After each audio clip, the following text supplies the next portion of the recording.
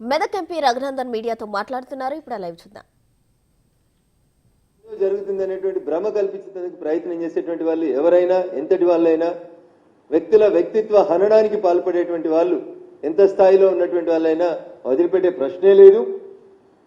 ఖచ్చితంగా పోలీసులకి చట్ట ప్రకారంగా చర్యలు తీసుకోమని చెప్పి సందర్భంగా అప్పీల్ చేస్తా ఉన్నాం. ఆ రకంగా చర్యలు జరుగుతాయని ఆశపడతా ఉన్నాం. ఒకవేళ జరగకపోతే కోర్టులను ఆశ్రయించి న్యాయం పొందేంత వరకు దాకా ఈ పోరాటాన్ని కొనసాగిస్తాం. నేను తెలంగాణ పోలీసులకు కూడా చాలా సవివరంగా అప్పీల్ చేస్తా ఉన్నా. సోషల్ మీడియాలో ఇట్లాంటి దుర్మార్గమైనటువంటి ప్రక్రియలకు పాల్పడుతూ మహిళలను అవమానపరుస్తున్నటువంటి వాళ్ళ మీద వితిన్ 24 hours మీరు యాక్షన్ స్టార్ట్ చేయకపోతే రేపు ఇది మీ మహిళా పోలీస్ ఆఫీసర్లకు కూడా వస్తుంది. అందుకని దయచేసి మొక్కయో అంగనిది మానయో అంగురా అని తప్పు చేసిన మీద వెంటనే శిక్ష స్టార్ట్ కాకపోతే, చట్ట ప్రకారం చర్యలు ప్రారంభం కాకపోతే ఇవి మరీ దుర్మార్గంగా పోతుంది. కాబట్టి వెంటనే దీని మీద స్పందన రావాలని చెప్పి వస్తుందని కోరుకుంటున్నా. అయ్యా యువరాజు గారు ఓడిపోయిన తర్వాత చాలా టీవీ ఛానళ్ళని చాలా మందికి జీతాలు ఇచ్చి హైర్ చేసి ఇట్లాంటి తప్పుడు పోస్టింగ్లు పెడుతున్నారనేటువంటి ఒక అభిప్రాయం ప్రజలలో నెలకొంది. కాబట్టి మీరు పెడుతున్నటువంటి ఈ తప్పుడు వార్తలు, తప్పుడు పోస్టింగ్లు ఇట్లాంటివన్నీ మానుకోక ఇట్లాంటి వెకిలి చేష్టలు చేస్తే ఇతర పార్టీల నాయకుల్ని, ముఖ్యంగా మహిళా నాయకుల్ని కించపరచాలనేటువంటి ప్రయత్నం చేస్తే ఖచ్చితంగా దానికి మూల్యం చెల్లించాల్సి వస్తుంది. కాబట్టి ఇట్లాంటి వెకిలి చేష్టలు చేస్తున్నటువంటి మీ సోషల్ మీడియాని వెంటనే మీరు కంట్రోల్ చేయాలని చెప్పి ఈ సందర్భంగా కేటీఆర్ గారికి చెప్తూ, హరీష్ రావు గారికి నా సూచన, మీరు వెంటనే వెళ్లి మీ బొమ్మ వాడుకుంటున్న వాళ్ళందరి మీద కేసు పెట్టండి. లేకపోతే మేము కేసు పెడతాం.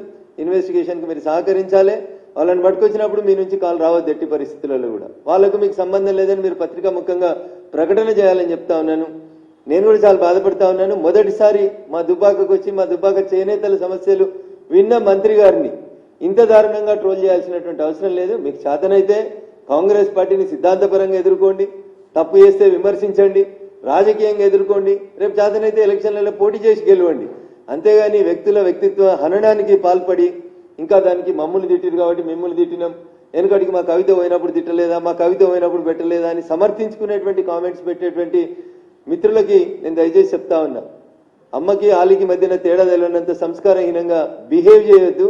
అది ఏ మీడియా అయినా ఎవరైనా కానీ అట్లా బిహేవ్ చేస్తే మంచి పద్ధతి కాదని తెలియజేస్తూ, జరిగినటువంటి సంఘటన పట్ల నేను ఒక అక్కగా, మా జిల్లా ఇన్ఛార్జి మంత్రిగా, మా చేనేతల కార్మికుల సమస్యలకి ఒక పరిష్కారం ఇస్తుంది అనేటువంటి ఒక పెద్ద మనసుతోటి అక్కని నోరార పిలిచి అక్కకి నేతన్నల సమస్యను వినియోగించేందుకు చేసినటువంటి ఒక చిన్న పనిని ఇంత భూతద్దంలో పెట్టి ఒక మహిళా మంత్రిని, ఒక బీసీ మంత్రిని ఇంత దారుణంగా అవమానించడం అనేది బీఆర్ఎస్ పార్టీకి తగదు. ఇట్లాంటి తప్పుడు పనులు చేసే గతంలో మీరు ఇప్పటికే శిక్ష అనుభవిస్తున్నారని నేను అనుకుంటా ఉన్నా. ఇంకా ఇట్లాంటి పిచ్చి పనులు చేస్తే ఆ మిగిలినవి కూడా మిగిలాయి. మీకు ఎట్లాగో మహిళల్ని గౌరవించే సంస్కారం లేదనేది మీ మొదటి కేబినెట్ లోనే తెలిసిపోయింది.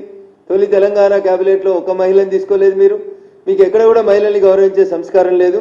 మీకు మహిళలంటే ఒక కవితమ్మ తప్ప ఇంకెవరు మహిళలు కాదనుకునేటువంటి బాపతిగాళ్ళు మీరు. ఇప్పటికైనా మారుండ్రి. ప్రతిపక్షంలోకి వచ్చినాకనైనా భగవంతుడు మీకు మంచి బుద్ధి ప్రసాదించాలని, సాటి మహిళల్లో ఓ తల్లిని ఓ చెల్లెని చూసే సంస్కారాన్ని ఆ భగవంతుడు మీకు ప్రసాదించాలి, మీ నాయకులకు ప్రసాదించాలని చెప్పి ఈ సందర్భంగా తెలియజేస్తూ, మరొకసారి నా వల్ల కలిగినటువంటి అసౌకర్యానికి మా జిల్లా ఇన్ఛార్జి మంత్రి గౌరవనీయురాలు శ్రీమతి కొండా సురేఖ గారు కలిగినటువంటి అసౌకర్యం పట్ల విచారాన్ని వ్యక్తం చేస్తూ, అక్క భవిష్యత్తులో ఇట్లాంటి పొరపాటు చేసేటువంటి వెధవలు ఎంతటి వాళ్ళైనా అటు పార్టీ పరంగా ఇటు చట్ట ప్రకారంగా మీకు అండగా నిలబడతాం. తప్పు చేసినటువంటి వాళ్ళని జైలుకు పంపించేంత వరకు దాకా మీ తమ్ముడిగా మీకు అండగా ఉంటానని చెప్పి ఈ సందర్భంగా తెలియజేస్తా ఉన్నాను. Thank you వరండాల్.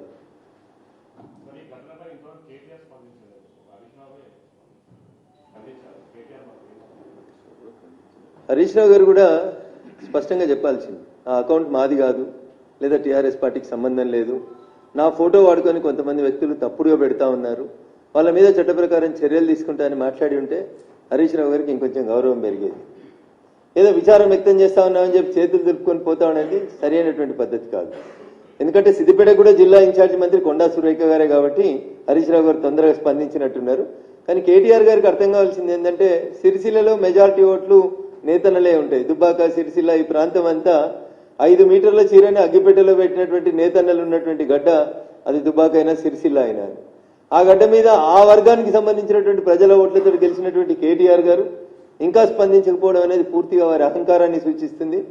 నేను సిరిసిల్లకు వచ్చినప్పుడు సిరిసిల్ల నేతన్నలకి నేను సవినయంగా చేసేటువంటి అప్పీల్, మీ ఆడబిడ్డను అవమానించినటువంటి వ్యక్తి మీ గడ్డకు వచ్చినప్పుడు తప్పకుండా తగు రీతిలో బుద్ధి చెప్పాలని మా సిరిసిల్ల నేతన్నలకి సవినయంగా నేను ఈ సందర్భంగా అప్పీల్ చేస్తాను. Thank you.